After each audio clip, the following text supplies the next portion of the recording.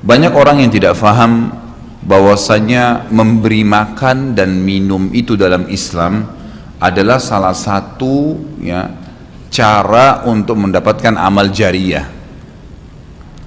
Jadi banyak orang memikirkan amal jariyah itu hanya membangun bangunan, hanya membagikan Al-Quran sehingga dihafal. Intinya fisikal, bentuk materi saja atau material ya. Lebih ke masjid, lebih ke bangunan, lebih ke jalan, lebih ke sumur gitu kan. Padahal sebenarnya ada hal-hal lain yang bisa menjadi penyebab amal jariyah, di antaranya makanan dan minuman. Jadi hadis Nabi SAW yang sahih riwayat Imam Ahmad, ini rahasianya di hadis ini. Kata Nabi SAW, ma wudi'a ta'amun illa wada'allahu fihi barakah. Tidak ada makanan atau minuman yang dihidangkan untuk orang lain kecuali Allah, atau dihidangkan buat diri sendiri juga masuk sebenarnya, kecuali Allah jadikan bagian dari makanan dan minuman itu berkah. Maksudnya berkah apa? Kata para ulama, dia akan berada di tubuh orang yang mengkonsumsinya selama dia masih hidup. Jadi begini, orang tua kita semua, Bapak Ibu sekalian, orang tua kita seperti saya, orang tua saya misalnya, pada saat saya ceramah di masjid ini, saya mendapatkan pahala karena menyampaikan agama Allah, insya Allah, bila diikuti dengan keikhlasan. Semoga Allah ikhlaskan niat kita. Orang tua saya panen pahala saya. Kenapa Bapak Ibu sekalian? Karena saya tumbuh dari ASI ibu saya, dan saya tumbuh dari nafkah ayah saya. Makanan, minuman yang saya makan selama ini sehingga membantu pertumbuhan badan saya menjadi besar, dan akhirnya saya bisa hidup, maka itu menjadi amal jariyah. Makanya dalam hadis riwayat Imam Muslim, seorang sahabat bertanya, ya Rasulullah, ayyul islami khair, perbuatan apa dalam Islam yang khair? Khair ini yang baik sekali, pahalanya besar sekali, selain yang wajib, yang sunnah-sunnah aja nih. Nabi SAW tidak mengatakan perbanyaklah sholat sunnah. Kenapa? Sholat sunnah secara individual, puasa sunnah, zikir, ngaji, bukan. Karena orang ini mengatakan khair artinya yang banyak sekali pahalanya, banyak sekali manfaatnya, dan ringan, sunnah. Berarti orang lain bisa merasakan. Apa jawaban Nabi SAW? Tut'imut ta'am wa tusallimu ala man ta'rif wa man lam ta'rif. Engkau memberikan makan dan minum kepada orang yang kau kenal atau kau tidak kenal. Memberi makan umumnya. Dan engkau menyebarkan salam kepada orang muslim yang kau kenal atau kau tidak kenal. Tapi saksi bahasan kita potongan awal hadis ini, di mana Nabi SAW menjadikan amal yang paling baik, besar pahalanya dalam Islam ternyata memberi makan dan minum orang lain. Kok bisa? Bukankah dalam secara akal kita, kalau kita makan dan minum kan habis gitu kan?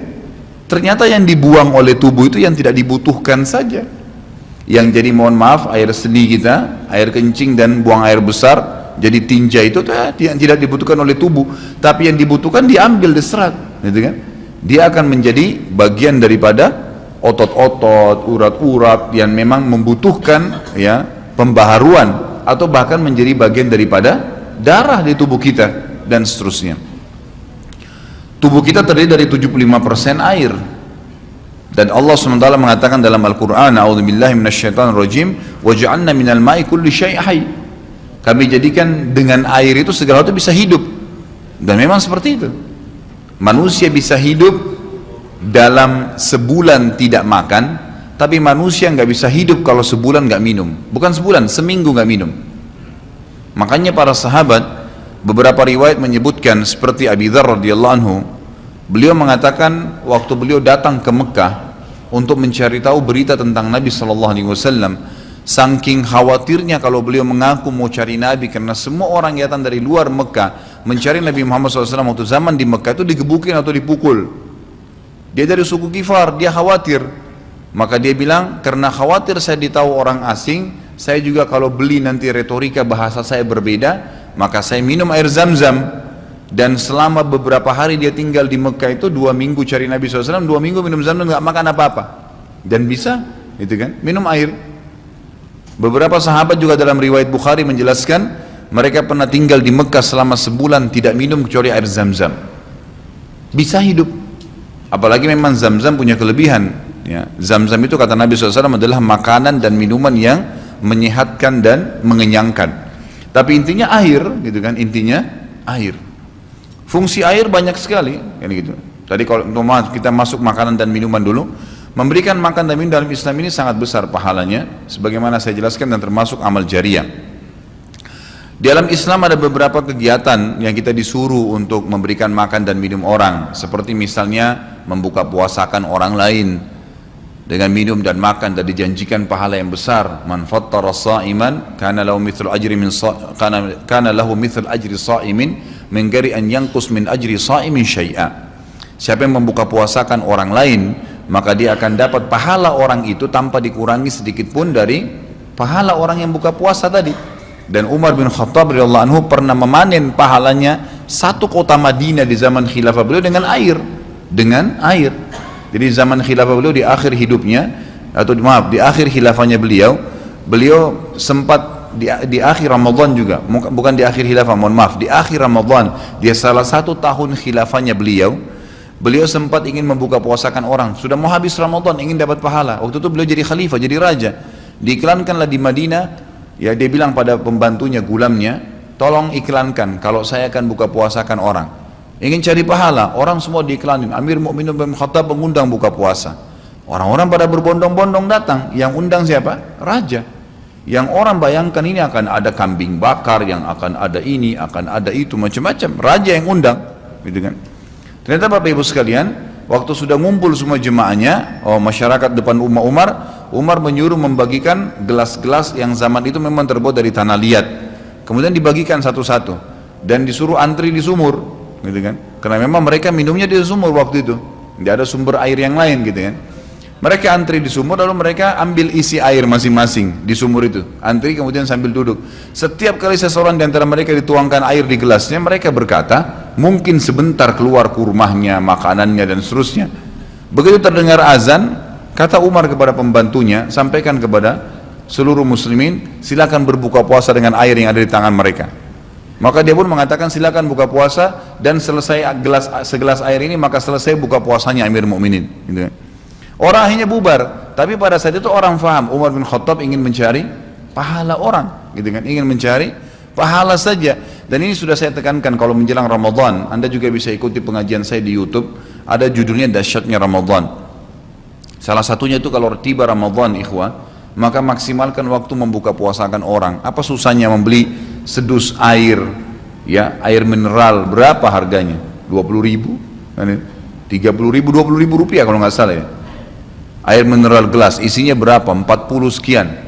Baik, kalau kita bagiin di masjid, satu orang minum 1 gelas, kita dapat 48 pahala orang buka puasa. Nah, itu luar biasa, hanya dengan 20.000 rupiah. Tapi anehnya banyak orang tidak mau amalkan, padahal itu termasuk selain amal jariah, dapat juga pahala buka puasakan orang lain.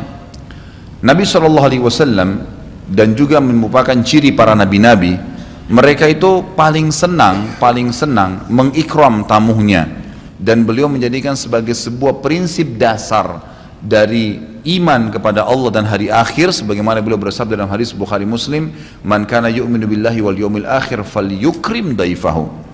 Siapa yang beriman, mengaku beriman kepada Allah dan hari akhir, maka dia harus mengikram itu, melayanin, memberikan makan dan minum, ya, mengucapkan tutur kata yang baik bagi tamunya. Intinya memberikan makan dan minum dalam Islam ditekankan sekali, karena itu juga termasuk, ya, amal ibadah, amal jariah dan amal ibadah yang akan mendapatkan pahala. Jadi ada 2 sisi pahala yang didapatkan selain amal jariahnya, selama dia makan dan minum kemudian itu masih ada di dalam tubuhnya, maka berarti itu akan terus menjadi amal jariah. Kata para ulama, dia akan terus menjadi amal jariah pada saat seseorang tumbuh besar. Kayak kasus seseorang manusia tadi, orang tuanya, ayahnya carikan nafkah yang halal, ibunya kasih ASI, dan dia tumbuh besar dari situ. Tumbuh besar ini ternyata menjadi otot-ototnya, menjadi komponen dari tubuhnya. Kemudian dia menjadi besar, lalu dia menikah. Dari komposisi tubuhnya tadi, ternyata ada yang mengalir di sperma dia kepada anaknya. Kemudian anaknya tumbuh besar juga dari situ, dan seterusnya. Jadi amal jariah selama masih ada manusia itu. Jadi seperti itu luar biasanya gitu. Di antaranya tadi saya bilang, kita bisa mendapatkan pahala dengan buka puasakan orang. Yang kedua, mengikram orang. Mengikram ini memberikan, menyuguhkan sesuatu buat tamu. Ya. Termasuk ya, yang dianjurkan adalah sering-sering ya, mentraktir orang lain. Ada kultum saya itu. Subhanallah, saya isi salah satu pengajian di salah satu kantor di Sudirman ini. Sampai saya dibisikin, Ustadz, setelah saya nonton di YouTube ceramahnya Ustadz tentang traktir, ini teman-teman semua pada berebut nih, saling traktir-traktiran gitu. Jadi nggak lagi nunggu temannya yang bayar, tapi dia yang bayar duluan. Ternyata itu amal jariah ya Ustadz ya. Oh iya, amal jariah. Kan gitu, memberikan makan orang. Bayangkan kalau dia makan dan minum dia kenyang, kemudian ada yang jelas pasti ya, makanan minuman yang dimakan dan diminum itu pasti ada bagian yang akan menjadi komposisi tubuhnya, nggak mungkin semua terbuang. Maka itu berarti akan jadi amal jariah. Apalagi kalau dasarnya yang kita berikan makan orang-orang yang bertakwa, orang soleh, luar biasa, makin kuat dia beribadah. Ciri Nabi Ibrahim alaihissalam, Nabi Ibrahim itu malah luar biasa ikramnya ya. Dia suka dengan tamu, sampai-sampai kalau dihidangkan makan, cirinya beliau nggak pernah makan sendiri. Pasti habis dihidangkan makan, dibuka pintu rumahnya, siapapun lewat dipanggil makan sama dia. Syekh bin Baz hafizahullah rahimahullah, beliau sudah meninggal. Salah satu muridnya menceritakan, beliau itu punya rumah ya, rumahnya dia di belakang atau di samping rumahnya itu ada sebuah tempat yang kosong pakai AC ya, dilapangkan seperti masjid inilah. Setiap hari beliau menyiapkan makan siang dan makan malam untuk 600 orang setiap hari. Siang itu untuk 600 orang, malam untuk 600 orang. Jadi 1200 orang yang makan setiap hari, atau 1200 porsi lah ya. Kalau orang yang sama makan siang dan makan malam, sampai-sampai beliau bukan mengundang ya, nggak diundang orang. Jadi awal-awalnya saja diiklanin. Jadi kalau sudah tiba waktu makan siang, yang lagi nyapu jalanan mampir, yang lagi lewat mampir, yang muridnya mampir, yang kerabatnya mampir, pokoknya mampir 600 orang. Siang malam, tiap hari sampai beliau meninggal. Itu bagaimana mereka mengikramnya. Kadang-kadang kita subhanallah, makanan kita taruh di kulkas sampai rusak, nggak mau dibagi kepada orang. Pelitnya luar biasa. Kalau buahnya lagi berbuah dibungkus, nggak mau dibagi ke orang lain. Padahal sebenarnya rahasia untuk menambah berkah sesuatu benda, rezeki kita, itu diinfakkan dulu.